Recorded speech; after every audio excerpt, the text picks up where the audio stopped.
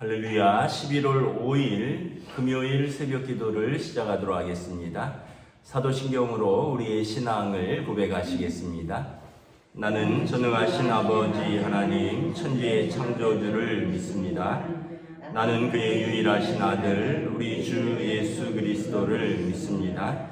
그는 성령으로 잉태되어 동정녀 마리아에게서 나시고 본디오 빌라도에게 고난을 받아 십자가에 못 박혀 죽으시고 장사된 지 사흘 만에 죽은 자 가운데서 다시 살아나셨으며 하늘에 오르시어 전능하신 아버지 하나님 우편에 앉아 계시다가 거기로부터 살아있는 자와 죽은 자를 심판하러 오십니다. 나는 성령을 믿으며 거룩한 공교회와 성도의 교제와 죄를 용서받는 것과 몸의 부활과 영생을 믿습니다. 아멘. 찬송가 370장 찬양하시겠습니다. 찬송가 370장입니다.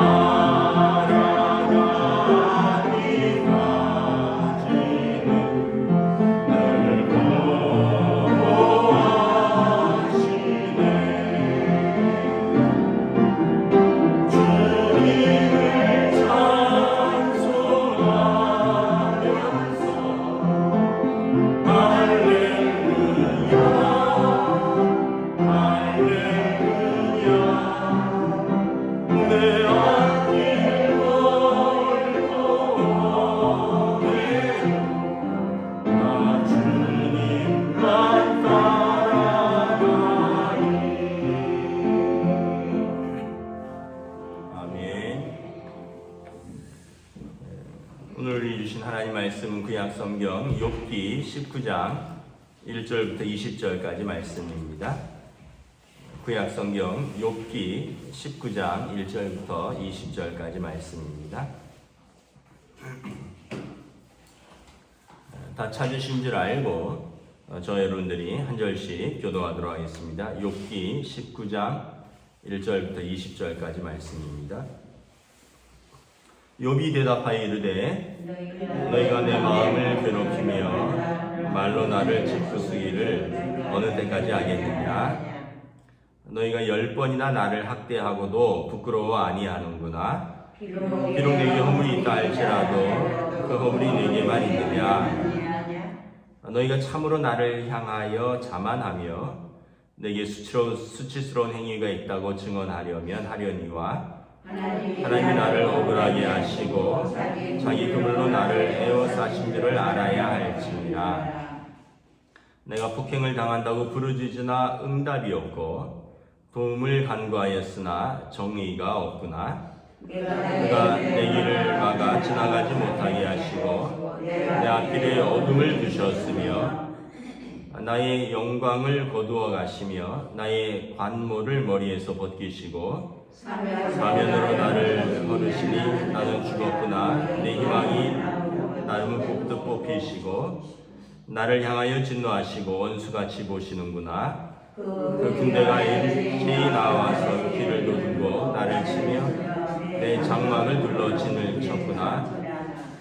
나의 형제들이 나를 멀리 떠나게 하시니 나를 아는 모든 사람이 내게 낯선 사람이 되었구나. 내 친척은 나를 버렸으며 가까운 친지들은 나를 잊었구나.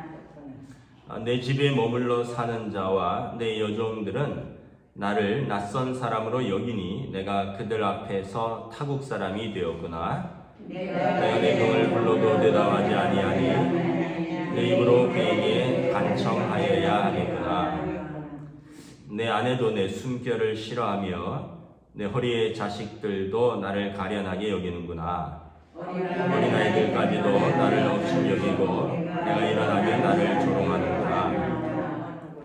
나의 가까운 친구들이 나를 미워하며 내가 사랑하는 사람들이 돌이켜 나의 원수가 되었구나. 내 피부와 살이 뼈에 붙었고 남은 것은 겨우 잇몸뿐이로구나. 아멘. 할렐루야. 오늘 또 새날을 주셨습니다. 주님 주시는 은혜와 평강으로 가득한 복된 날 되시기를 축복합니다. 오늘 말씀에는 욥이 자신의 고난 속에서 또 친구들로부터 받은 마음의 상처, 그리고 가까운 사람들로부터 당하는 그런 외면, 소외감을 토로하고 있습니다. 1절에 보면 욥이 대답하여 이르되 너희가 내 마음을 괴롭히며 말로 나를 짓부수기를 어느 때까지 하겠느냐. 그럼 친구들이 지금 와서 계속 하는 말들이 욥의 마음을 괴롭힌다라는 거죠. 그리고 너희들의 말이 나를 짓부순다는 것입니다. 여러분, 아예 안 오는 게 낫죠. 그런 친구들이 와서 내 마음을, 내 고통을 막 너 그것 때문에 너 이런 거야, 너 이렇게 잘못해서 그런 거야 하고 내 마음을 막 짓부수고 괴롭히는 걸 언제까지 하겠느냐. 3절에 보면 너희가 10번이나 나를 학대하고도 부끄러워 아니하는구나. 여기서 학대는 말로 인한 정죄죠. 욥을 정죄한 것이죠. 10번이나 했다는 거죠. 10번은 그 히브리인들에게 꽉 찬 수입니다. 만수라고 하는데 열은 옛날에는 손가락으로 씌었잖아요. 열 지나가면 꽉 찬 겁니다.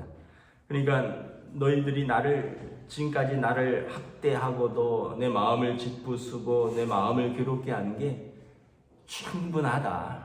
이제 그만 좀 해라 라는 거죠. 4절에 보면 비록 내게 허물이 있다 할지라도 그 허물이 내게만 있느냐. 욥의 친구들이 너 하나님 앞에 뭐 잘못했는지 생각해봐라.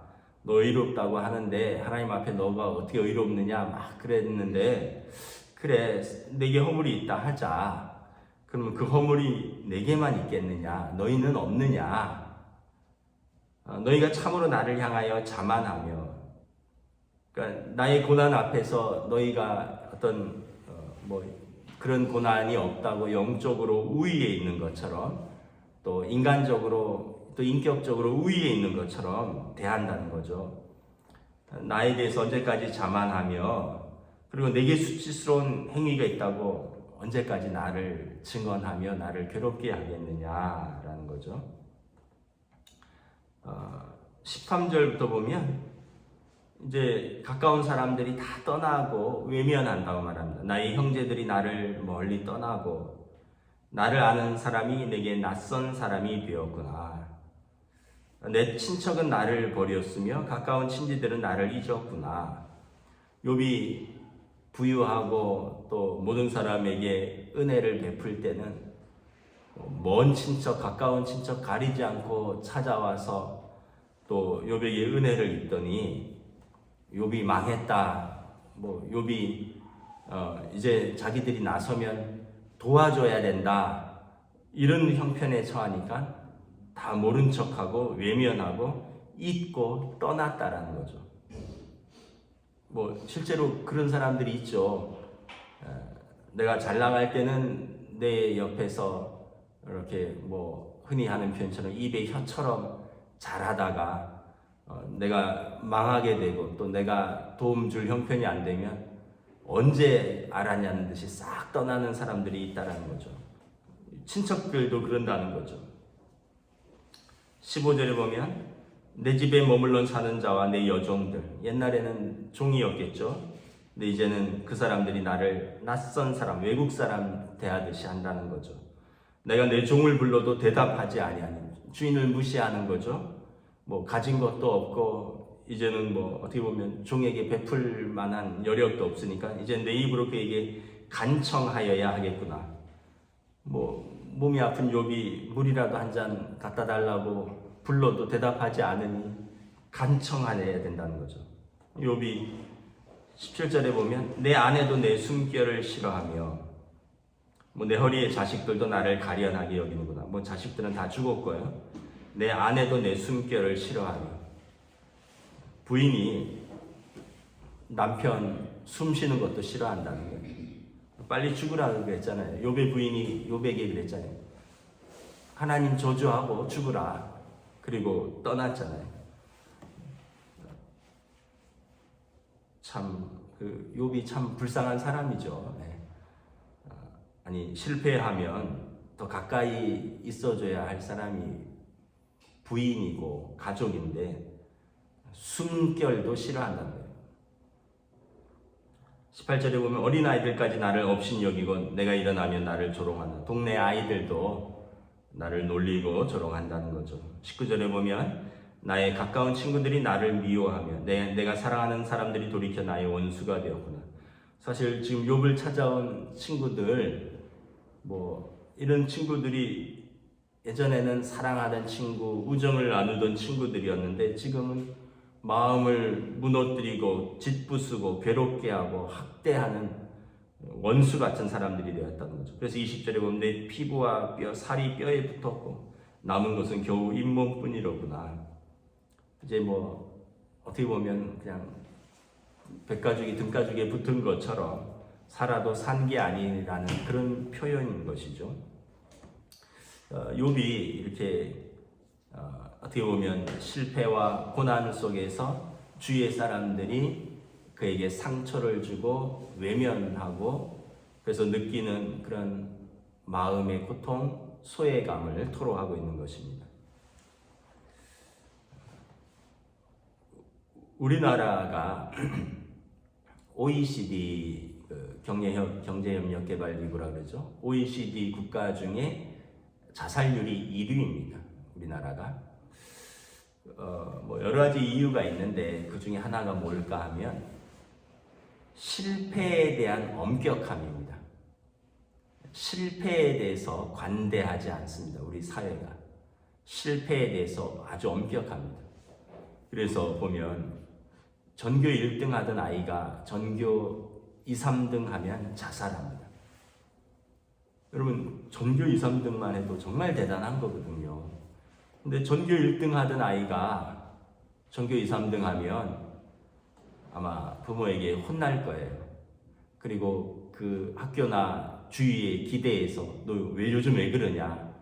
그래서 아이가 자기는 죽도록 했는데 어떻게 보면 자기보다 더 열심히 한 사람도 있을 것이고 또 어떤 면에서 보면 뭐 그 시험을 잘 못 봤을 수도 있는데 이제 거기에서 크게 낙심을 해서 이제 상처를 받는 거죠.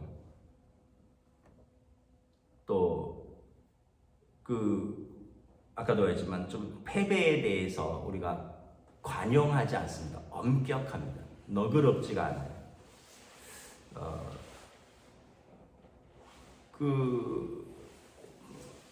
우리 사회에서 특별히 이제 교계에서도 그런데 우리나라에서는 이혼하면 목회할 수가 없습니다. 여러분들도 아마 그렇게 마음으로 느끼실 거예요. 우리 주변에 여러분 여러 가지 이유로 살 수 없어서 이혼한 가정들이 있습니다. 뭐 부부의 사정은 부부만 안다고 우리가 다 알 수도 없는데 그런데 목회자일 경우에는 한국에서는 목회가 거의 불가능합니다. 근데 미국은 그렇지 않아요. 미국에서는 이혼해도 담임 목회를 합니다. 근데 이제 우리 사회에서는 이제 용납이 안 되는 거죠. 여러분 만약에 뭐 그래서는 안 되겠지만 예를 드는 거예요. 제가 이혼을 하면 여러분들 중에 뭐라고 그럴까요? 지 가정도 못 돌보면서 무슨 목회를 하느냐. 아마 뭐 저도 견딜 수 없어서 사임을 하겠지만 아마 목사님 나가주세요 이렇게 이야기할 겁니다. 그러니까 어떻게 보면 고통받는 사람에게 더 고통을 주는 거죠. 그리고 만약에 또 새로운 담임 목사 청빙을 하는데 뭐 혼인관계 증명서 이런 거 다 내거든요. 일반 직장에서는 그런 거 내지 않습니다.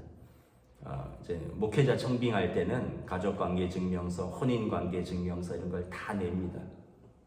그러면 뭐 개인적으로 어떤 인상이 아무리 좋고 또 아무리 공부를 많이 했다 할지라도 아마 마지막 단계에서는 탈락할 겁니다. 여러분들이 공동회의나 재직회 하면서 아니 왜 흠이 있는 사람을 담임 목사로 청빙하려고 하느냐 아마 그렇게 이야기를 할 겁니다. 그래서 저희 동기들 중에도 제가 아는 여러 명의 저희가 250명 정도 되는데 뭐 정확하게는 모르지만 저희 동기들 중에도 한 10% 정도는 이혼을 했어요. 그런데 한국에서 담임 목회하는 친구는 한 명도 없습니다. 대부분 목회를 그만뒀거나 아니면 미국에서 담임 목회를 하는 친구는 한 두세 명 있습니다. 그 얘기는 뭐냐면 우리 사회가 아주 가혹하다는 거죠. 실패에 대해서 아주 엄격하고 실패에 대해서 가혹하다는 것입니다. 제 친구 목사는 부인이 굉장히 의처증이 있어요. 의부증이죠. 의부증. 남편을 굉장히 아마 사랑해서 이제 집착하는 거겠죠.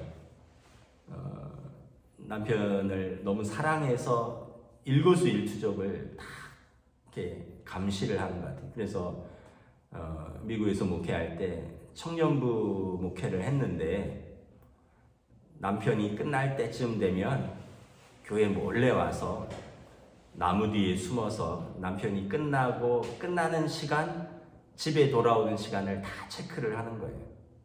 근데 이제 미국에서는 청년들을 차로 이렇게 데려다 주는 일이 있어요. 왜냐하면 유학생들이 차가 다 없는 사람들이기 때문에. 그래서 자기 차로 뭐 모임이 끝나거나 이러면 이렇게 한 서너 명 태워서 또는 이렇게 카풀로 해서 이렇게 데려다 주고 집에 가기도 하면 너 왜 그 청년 태웠느냐 자매겠죠. 뭐 그러면서 이제 그걸 해명하고 뭐 이런 과정에서 이게 계속 반복되다가 뭐 얼굴을 핥히기도 하고 뭐 싸우기도 하고 나중에는 이제 도저히 견딜 수 없어서 이제 이혼하고 교회를 사임을 했어요. 근데 교회에서 놀라운 제안을 했어요. 그때 마침 담임 목사님이 공석이었는데 목사님 우리 교회 담임 목사님으로 와주세요. 그래서 아니 제가 가정도 못 다스려서 내가 흠이 있어서 사임을 했는데 어떻게 지금 청년부 교육 목사도 지금 사임한 형편에 어떻게 담임 목사를 하느냐 그랬더니 교인들이 그래서 더 부탁하는 겁니다. 우리가 미국에서도 보면 뭐 이혼이라든가 사업 실패 또는 한국에서 도저히 못 살아서 미국 간 물론 이제 유학이라든가 더 큰 꿈을 위해서 아메리칸 드림을 위해서 미국으로 간 분들도 있지만 미국 가신 분들 중에 한 절반 정도는 한국에서 도저히 못 살아서 간 분들입니다. 여기서 길이 도저히 보이지 않기 때문에 간 분들이거든요. 그러니까 미국 가서 얼마나 고생을 했겠습니까? 그런데 자기들이 볼 때 목사님은 우리의 아픔을 이해하실 만한 분입니다. 그래서 목사님을 지난 3년간 지켜봤는데 목사님 잘못이 아닙니다. 사모님이 너무 예민하고 의부증 있는 거 우리가 다 안다. 그 목사님 꿋꿋이 참고 이랬던 것도 다 알고 우리들 중에도 헤어진 가정도 많고 우리가 미국에서 실패하는데 목사님이 우리를 위로해 줄 목회자 같아. 그래서 오히려 이 친구는 목회를 떠날 생각을 했는데 그분을 청빙을 해서 이렇게 목회를 하더라고요. 우리나라 같으면 뭐 있을 수 없는 일이죠. 우리가 여러분 좀 주위에 좀 관대할 필요가 있습니다. 왜냐하면 내 자식이 실패할 수 있거든요. 내 자신이 실패할 수 있거든요. 우리가 남의 실패에 대해서 엄격하고 남의 실패에 대해서 굉장히 정죄하고 판단을 합니다. 에이, 그랬으니까 그랬을 거야. 에이, 저랬으니까 저렇게 실패했을 거야. 근데 그 일이 나의 일이 될 수도 있고요. 내 자식의 일도 될 수가 있는 거죠. 그러면 여러분 우리가 그때 어떻게 하겠습니까? 제가 예전에 우리 아이들이 어렸을 때 좀 혼낸 적이 있어요. 큰 아이도 그렇고 둘째 혜니한테 그런 적은 없는데 남자 아이들한테 제가 너 이런 식으로 할 거면 집에 들어오지 마 이 녀석아 하면서 뭐 모르겠어요. 뭐 말을 잘 안 들어서 그런 건지 아니면 뭐 공부를 안 했다고 그랬는지 모르지만 근데 큰 녀석이 정말 집에 안 들어오는 거예요. 그때 초등학생인데 그러니까 학교 끝나면 3시인데 집에 오면 한 서너 시에 와야 되는데 얘가 7, 8시까지 집에 안 들어와서 온 동네를 뺑뺑 돌았던 적이 있어요. 그랬더니 집에 아빠가 오지 말라 해서 집에는 가고 싶은데 배는 고픈데 그냥 골목길을 잔잔잔잔 하고 있더라고요. 둘째 녀석은 그때는 아마 수요일이었을 거예요. 뭔 일이 있었는지 모르겠는데 그때도 저한테 혼이 나다가 제가 수요 예배를 가면서 제가 그랬나 봐요. 아빠 시간이 없어서 너 지금 혼내지 못하는데 너 수요 예배 갔다 와서 너 나한테 죽을 줄 알아 이러고 갔나 봐요. 수요 예배 간 사이에 얘가 집을 나가버렸어요. 왜냐하면 수요 예배 갔다 와서 아빠한테 죽는다 그러니까 얘도 그때 아마 초등학생인지 중학생인지 잘 정확하게 기억이 안 나는데 갔다 와서 아빠한테 죽는다 그러니까 혼날 생각을 하니까 그냥 집을 나가갖고는 새벽까지 교회 비전홀 옥상에 있다가 아빠 방에 불이 꺼지는가 우리가 잠을 잘 수가 있겠어요. 아이가 안 들어오는데. 그래서 제가 그때 다시는 집 나가라는 얘기 하지 말아야겠다. 부모가 자식한테 가뜩이나 잘못해서 마음 둘 것도 없는 애한테 너 집 나가, 너 내 눈에 보이지 마 이런 얘기를 하면 아이는 더 마음을 둘 데가 없어요. 그래서 제가 농담으로라도 너 나가, 너 내 눈에 보이지 마 이런 말 하면 안 되겠구나. 아이들이 진짜로 그렇게 받아들일 수 있겠구나 그런 생각을 한 적이 있습니다. 우리가 오히려 실패한 사람들에게 따뜻한 마음을 품어서 그들이 다시 일어날 수 있도록 도움을 주는 사람들이 진짜 친구들이고 진짜 예수 믿는 사람들인 거죠.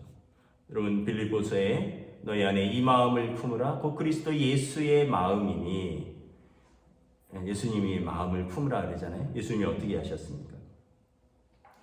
사마리아 여인 우물가에 앉아서 결혼 5번 실패하고 지금 살고 있는 사람도 정식 결혼하지 않은 남자랑 살고 있는. 그래서 우물에 물 들어갈 때 사막에서 가장 뜨거운 정오에 홀로 물 들어가야 되는 그 여인에게 예수님 찾아가서 만나 주셨잖아요. 유대인으로서 사마리아 여인, 그 유대인들은 사마리아 사람들을 좀 개처럼 취급한다 그랬잖아요. 근데 그 여인에게 가서 따뜻하게 말을 하셨죠. 내게 물을 달라. 그러면서 그 여인이 내게도 목마르지 않는 생수를 주시옵소서. 예수님이 그녀에게 목마르지 않는 생수를, 사랑의 생수를, 하나님의 은혜의 생수를 부어주셨죠. 삭개오 돈은 벌었지만 사람들에게 멸시받는 사람, 아마 키가 무지하게 작았던 것 같아요. 거의 뭐 난쟁이 수준이 아니었던가. 개인적으로는 똑똑했는지 모르지만 그래서 사람들의 멸시를 받고 아무도 그와 관계를 하지 않아서 예수님이 보고 싶어서 뽕나무에 올라갔는데 예수님이 뭐라 그러셨어요? 삭개오야 내려와라. 내가 오늘 너 집에 유하여야 하겠노라. 아무도 자기 집에 찾아오지 않는데 삭개오 집에 예수님이 가겠다고 하셨어요. 삭개오가 너무 기뻐서 뭐라 그랬습니까? 내가 내 재산의 절반을 팔아서 가난한 사람들에게 나눠주고 내가 남의 것을 속이거나 빼앗은 것이 있다면 율법에 의하면 2배만 주면 되는데 4배를 갚겠나이다. 삭개오 삶이 완전히 예수님을 만나고 변하는 거죠. 뭐 가늠하다 현장에서 잡혀서 돌에 맞아 죽을 뻔한 여인도 그렇고 예수님을 3번이나 부인한 베드로도 그렇고 예수님께서 너 어떻게 마지막에 나를 그렇게 내가 코너에 몰렸을 때 재판에 섰을 때 그렇게 나를 부인할 수 있느냐 하지 않으셨습니다.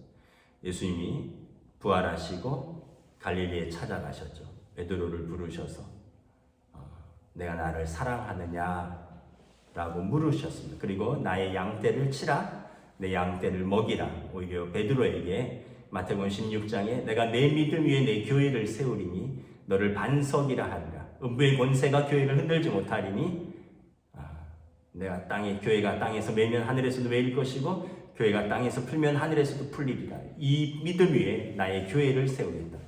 베드로를 다시 굳게 세워주셨습니다. 예수님의 마음을 품으라. 우리가 주님의 마음을 품고 또 우리 가족들, 또 우리 주변의 이웃들 그러한 따스한 시선으로 살아가면 우리 사회에서 실패 때문에 눈물을 흘리고 실패 때문에 절망한 사람들에게 우리가 주님의 위로를 전하는 진정한 그리스도인 이웃이 될 것입니다. 기도하겠습니다. 주님의 은혜를 감사합니다. 오늘 참 욥의 상처와 또 깊은 소외, 또 사람들의 외면, 멸시, 천대, 그리고 버려진 고독, 욥은 몸의 슬픔뿐만 아니라 깊은 마음의 슬픔으로 깊은 내적인 상처와 고통으로 어찌할 바를 모르고 발버둥치고 있는데 우리가 다시 한번 주님의 마음을 품고 사는 것은 어떤 것인가? 특별히 우리 한국 사회가 실패에 대해서 엄격하고 남에 대해서 비판 어린 시각이 있는데 우리가 역지사지로 나의 입장으로 나의 가족의 입장으로 생각하고 궁일한 시선과 궁일한 마음, 주님의 마음으로 대하여 함께 위로하고 함께 일어서는 참으로 주님 주시는 은혜로운 저희들 또 그리스도인들 이웃들이 될 수 있도록 주여 인도하여 주시옵소서. 감사를 드리오며 우리 주 예수 그리스도 이름으로 기도드리옵나이다. 아멘. 하늘에 계신 우리 아버지의 이름을 거룩하게 하시며 아버지의 나라가 오게 하시며 아버지의 뜻이 하늘에서와 같이 땅에서도 이루어지게 하소서. 오늘 우리에게 일용할 양식을 주시고 우리가 우리에게 잘못한 사람을 용서하여 준 것 같이 우리 죄를 용서하여 주시고 우리를 시험에 빠지지 않게 하시고 악에서 구하소서. 나라와 권능과 영광이 영원히 아버지의 것입니다. 아멘.